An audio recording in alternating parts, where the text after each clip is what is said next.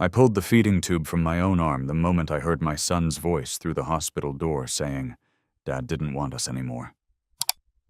7 months.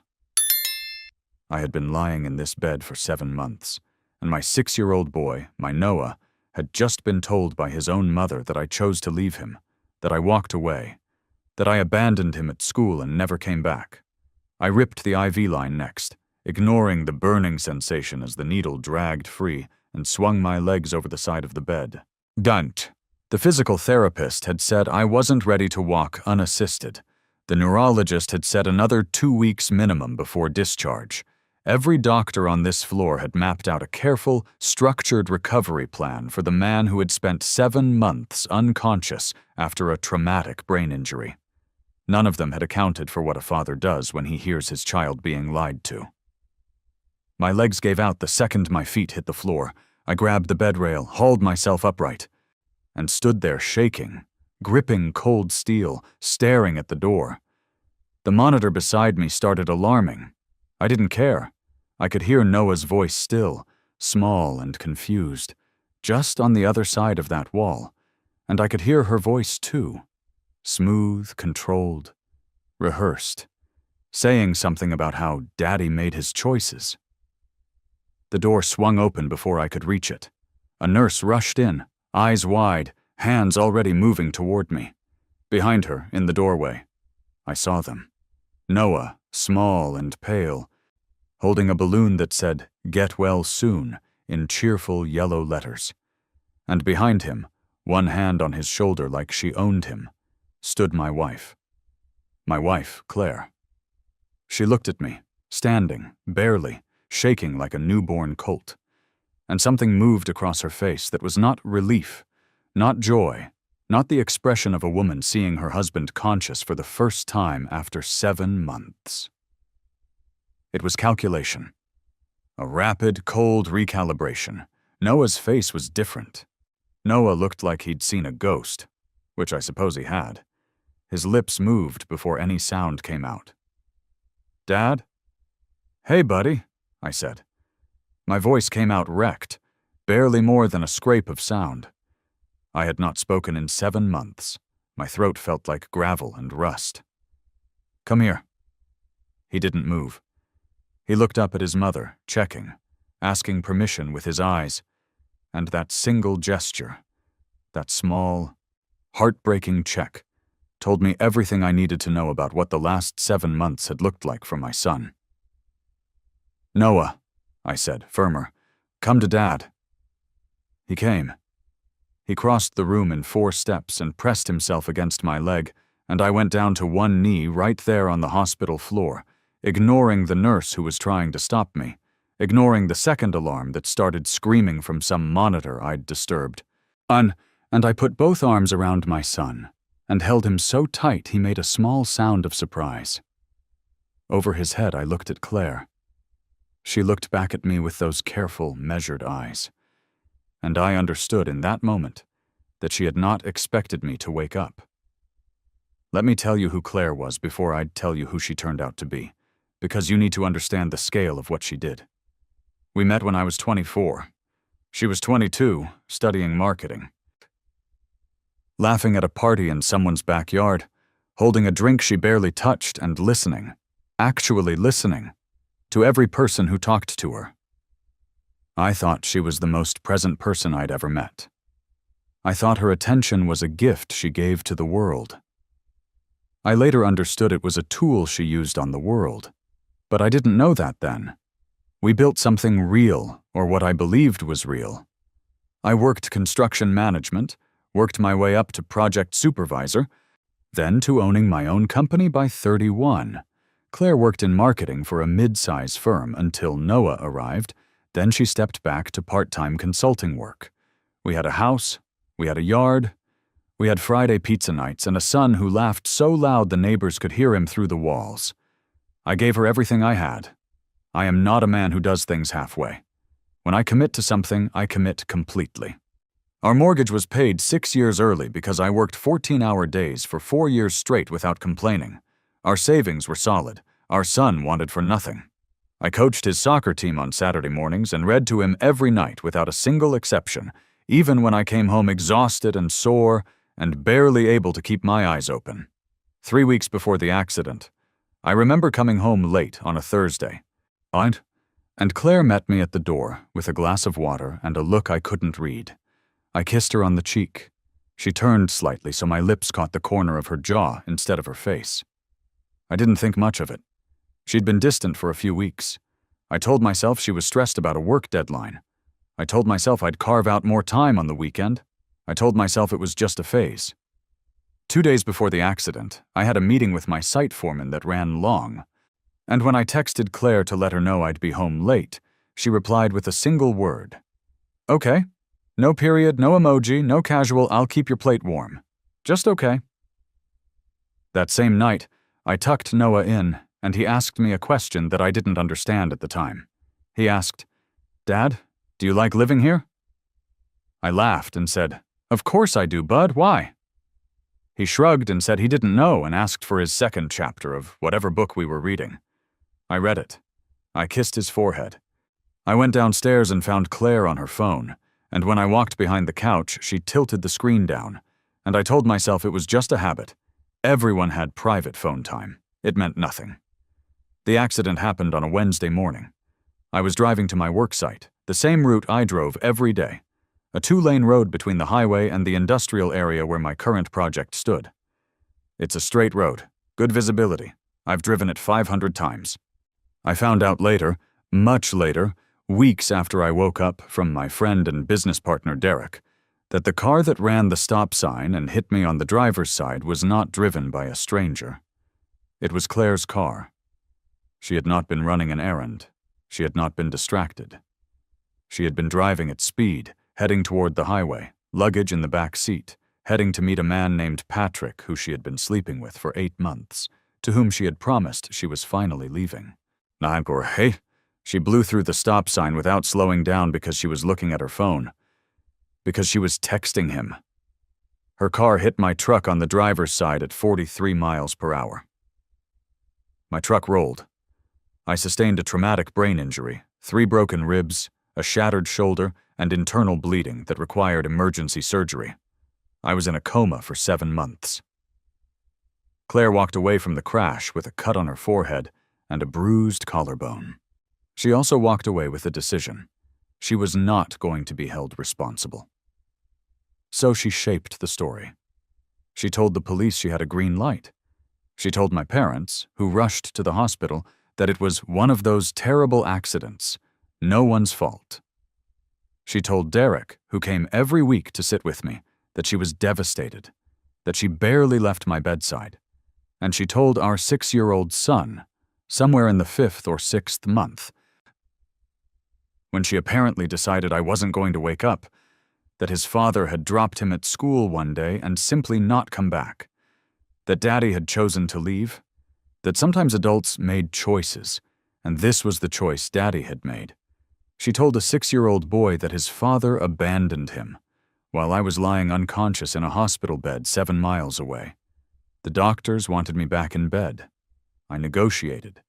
I sat in the chair by the window with Noah on my lap, his weight real and warm and solid, and I held him and I told him the truth. I told him I had been in an accident. I told him I had been hurt, very badly, and that I had been sleeping in this hospital for a long time, and that I had not chosen to leave him, not for a single second, not ever. He sat very still while I talked. He was quiet in the way children are quiet when they are absorbing something enormous. Then he said, "Mom said you didn't want us." The words landed like a physical blow. I kept my voice steady. "Mom was wrong," I said. "I want you more than anything in this world. I always have. I always will." She said you dropped me at school and drove away. That never happened. I promise you that never happened. I was in an accident. I was hurt. I've been here this whole time. He looked at me. I watched him process it, watched the pieces shift and resettle in his small face. Then he put his head against my chest and I felt him exhale, this deep, long, shuddering breath, like he had been holding it for 7 months. Claire had stayed in the corner of the room through this conversation. She had not tried to stop me. She was smart enough to know that trying to contradict me in front of Noah at this particular moment would not go the way she wanted it to go. She had stayed quiet, arms folded, watching, recalculating. When the nurse finally convinced me to return to the bed and Derek arrived, he'd been called by the hospital, Claire slipped out with some excuse about getting Noah a snack. Derek sat down beside me and looked at my face and apparently saw what he needed to see, because he leaned forward and said, "How much do you know?" "Tell me everything," I said. He told me everything. Derek had done his own investigating over the 7 months I was unconscious. Because Derek is the kind of man who doesn't accept a story that doesn't add up, and Claire's story had never added up to him. The accident report placed her car at the stop sign. The skid marks told a story of no braking before impact. A traffic camera at the intersection, which the police had apparently not pulled because Claire's account was accepted, Derek had obtained through a contact at the city. He had sat on this information, uncertain what to do with it, while I lay in a coma. He had also, 2 months in, hired someone to follow Claire, because Claire had not, in fact, stopped seeing Patrick. She had slowed down during the initial weeks, while my parents were constantly at the hospital and attention was high, and then she had resumed. Patrick, as it turned out, had been less enthusiastic about continuing the arrangement now that it came packaged with a comatose husband and a traumatized child and potential legal complications. He had been pulling away. This explained the recalibration I'd seen in her face when I woke up. She had been preparing to eventually be the devoted widow. She had been preparing a narrative. And now I had disrupted it by simply not dying. I lay in my hospital bed that night after Derek left, and I looked at the ceiling for a long time. My head still ached with the particular deep ache that came and went since waking, a low seismic rumble behind my eyes. My shoulder was a construct of pins and plates that would require further surgery. I had the physical strength currently of a man 30 years my senior. I had never felt more clear-headed in my life. I was not going to collapse into grief. I had no time for collapse. I had a son who had spent 7 months being slowly poisoned against his own father. And I had a woman who had caused the accident that nearly killed me, walked away from it. And then, rather than face any consequence, had used my unconscious body as a prop in a story designed to protect herself. I spent that night making a list in my head, not of ways to be angry, ways to be effective. The first call I made the next morning was to a lawyer named Richard Chen, who Derek had already quietly vetted and briefed. Family law and personal injury, both. The second call was to my parents, who arrived within 2 hours and sat beside me with faces that told me they had suspected far more than they'd said. The third thing I did was call my hospital's patient liaison and request documentation of every visit, every record, every communication since my admission. Who had been listed as my decision-making proxy? What decisions had been made on my behalf? Who had been allowed access to my room and when? I was building a file. The divorce papers were filed within 2 weeks of my waking up. I was still in the hospital when Richard delivered them to Claire at our house, my house, as it happened, which I had inherited from my grandfather and which had therefore never been marital property, a fact that Richard had already identified and documented.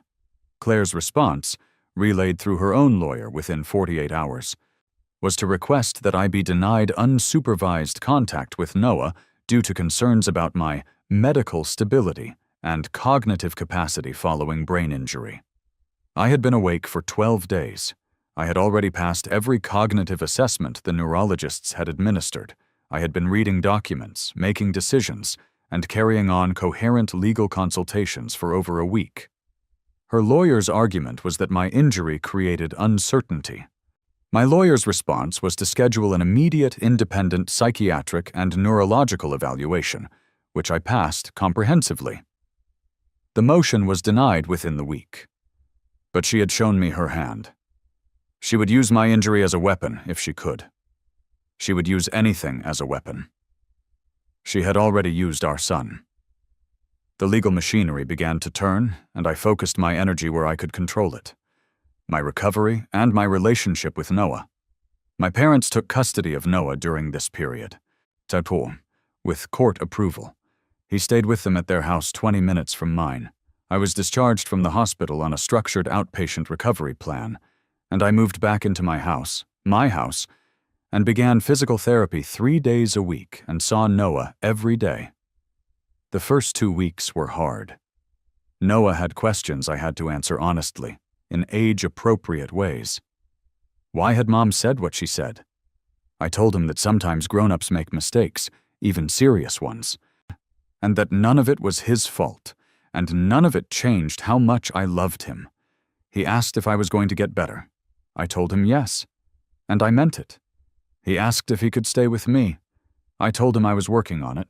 He started sleeping better. He started laughing again at breakfast. He started kicking a soccer ball around my backyard with my father on the days he stayed with my parents. And my father told me on the phone, voice rough, that Noah hadn't laughed like that in months. My shoulder went back into surgery in week 3 of my recovery. I came out of it with a reconstructed joint and a new round of physical therapy. I did every session. I did extra work at home. I was not a man who had time to be broken. The civil case was filed alongside the divorce proceedings. Richard worked with a personal injury attorney named Stephanie Cole, who had built her career on cases exactly like this. The traffic camera footage Derek had obtained was verified and submitted. Accident reconstruction experts were brought in. Phone records were subpoenaed. The phone records were where it ended for Claire. Her texts to Patrick at 8:47 in the morning on the day of the accident. A Wednesday, a work day, a school day. The day I had kissed Noah on the head at the door and driven my usual route to my site, showed her telling him she was on her way. Telling him she was finally doing it. Telling him she had already packed the car. She had planned to be gone before I got home that evening. She had planned to leave without telling me, taking Noah and presenting me with the fait accompli of her departure. She had not planned on me being on the road she was speeding down when she ran that stop sign. The accident had disrupted her plan, and rather than face what she'd done, she had built a new plan out of the rubble. A plan that required me to be absent, either unconscious or eventually dead.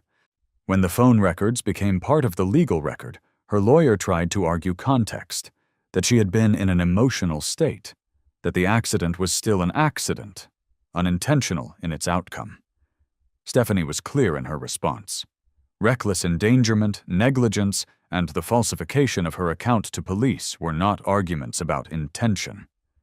They were about conduct, and the conduct was documented. The criminal referral was made to the DA's office. I did not make it. The DA's office made it on their own after reviewing the civil filing. Claire was charged with reckless driving causing serious bodily harm and making a false statement to law enforcement. I heard she was in her kitchen when the police came to deliver the summons. I heard from Derek, who heard from someone who knew her neighbor, that she stood at her front door in the middle of the afternoon and looked at the papers in her hands and said nothing for a very long time. I didn't feel satisfaction, exactly. I felt something quieter than that, like a gear finally turning the right direction after 7 months of grinding backward. The divorce was not quick, but it was decisive. My house had never been marital property. My business, which I had founded before the marriage, was protected in large part by the operating structure Derek and I had established years ago. Claire's claims were narrower than her lawyer had initially suggested, and that was before the criminal charges began to affect the moral character assessments in the custody proceedings. Noah's welfare was the center of everything. The custody evaluation was extensive. Noah met with a child psychologist named Dr. Wallace 8 times over 6 weeks. I met with her. My parents met with her. Claire met with her. Dr. Wallace reviewed Noah's school records from the year I was in the coma, which showed a sharp decline in attendance, grades, and teacher-reported social engagement beginning in month 3, around the time, Derek and I believed, that Claire had started telling Noah the abandonment story. Dr. Wallace's report was thorough and careful. She noted the disruption to Noah's attachment formation. She noted his expressed anxiety around separation and his difficulty trusting stated intentions, his habit of checking adult faces for permission before responding, which I had seen on the first day in the hospital. She noted that in her sessions with Noah, he had spontaneously expressed that he worried about people driving away and not coming back. 7 years old. My son was 7 years old, and he worried that the people he loved would drive away and not come back, because his mother had spent months convincing him his father had done exactly that. The custody ruling came down 4 months after my discharge. Primary physical custody to me, structured visitation for Claire, supervised for the first 6 months pending the outcome of the criminal proceedings, then subject to review. Her lawyer called it excessive. The judge's written opinion addressed the fabrication of the abandonment narrative directly and at length. It was not a close call. Claire's criminal case resolved 8 months after I woke up. She pleaded guilty to reckless driving causing serious bodily harm in exchange for the false statement charge being dropped. She received a suspended sentence, temporären, 3 years probation, mandatory community service, and a civil judgment that required her to contribute to my ongoing medical costs. Her driving license was suspended for 2 years. I stood outside the courthouse on the day of the resolution and breathed the cold autumn air and felt my rebuilt shoulder ache the way it did when the temperature dropped and thought about nothing in particular for about 30 seconds. Then I called my mother to tell her it was done. And then I called my physical therapist to confirm my appointment the next morning, and then I drove home to pick up Noah from school. As for Patrick, the man she had been racing toward that morning, he had ended things with Claire within weeks of my waking up. He was married himself, it turned out. His wife found out. His own life began to come apart at the seams in ways that had nothing to do with me and everything to do with his own choices. I heard about it peripherally. I didn't track it. I had no anger left for him. He was not the center of what had happened to me. He was just a man who had made the same caliber of choice Claire had made, and who was living with the results of that choice. That was consequence enough, and consequence that didn't require any assistance from me.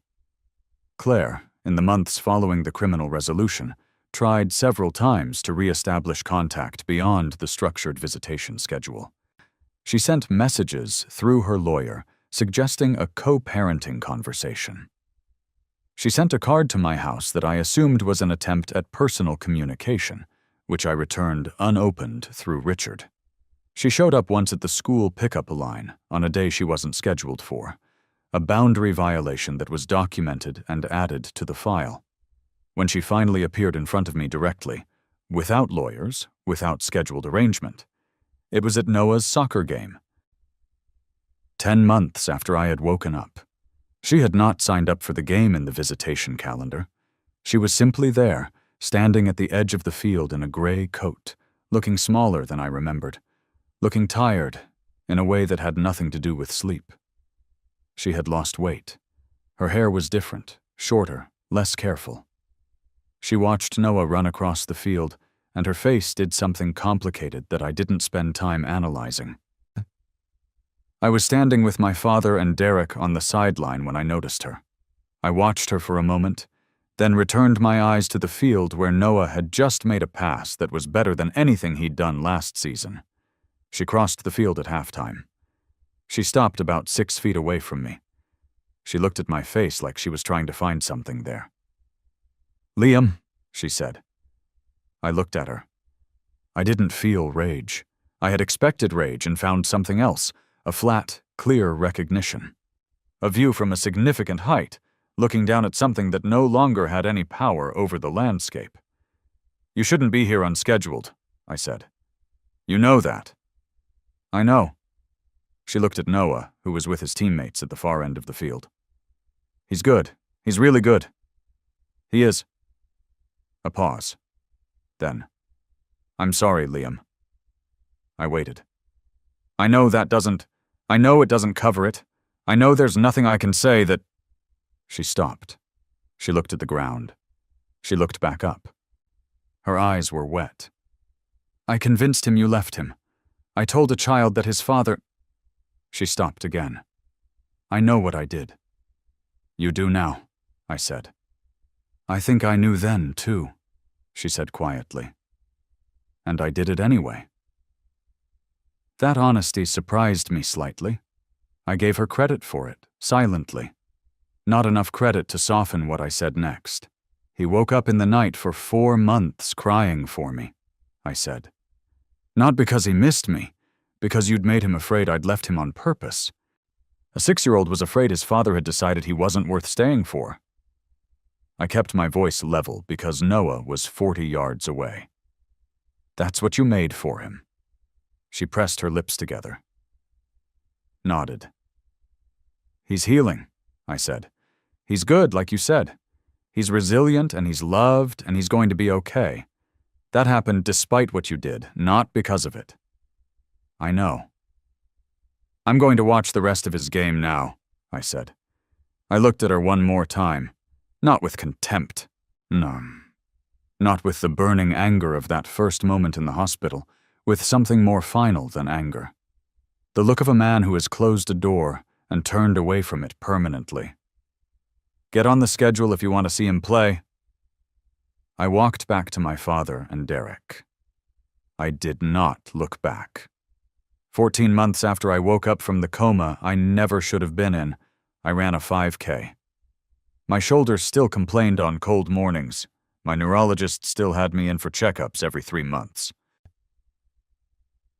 I had a scar above my left ear that my hair covered most of the time, and Noah had asked about approximately 40 times, because Noah was now deeply interested in medical facts and had informed his class that his dad's brain had healed itself because brains could do that.